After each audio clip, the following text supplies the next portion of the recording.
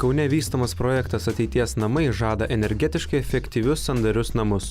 Anot projekto vystytojo Eugenijaus Kovalkovo, už tokio A+ klasės namo šildymą reiktų mokėti apie 30 litų per mėnesį, 10 kartų mažiau negu už B klasės namą. Šitas namas pasižymi ypatingom šilumos savybėm. Jam labai mažai reikia šilumos. Ir neskaitant, kad jam labai reikia mažai šilumos, šilumą gamina atsinaujantį šilumos šaltiniai. Tai šilumos siurbliai. Taip pat reikia paminėti, kad ir karštą vandenį gamina šilumos siurbliai, panaudodami išeinamą iš rekuperatoriaus orą.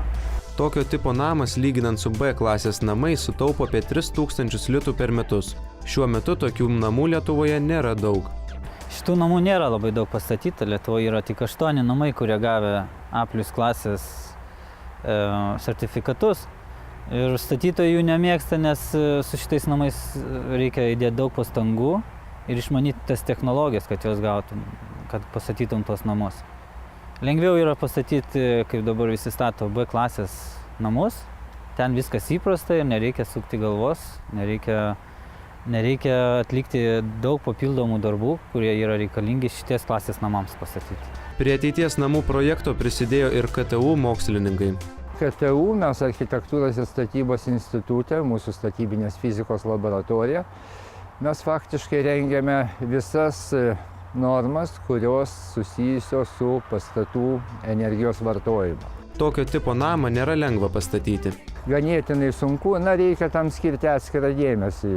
Atskira kvalifikacija turi būti jau tų darbuotojų, kurie įrenginėja, stato langus, duris. Stogo konstrukcija dažnai būna problematiška, stogo ir sienos sandarumo požiūriu problematiška. Tos vietos jos reikalauja padidinto dėmesio ir darbo sąnaudų.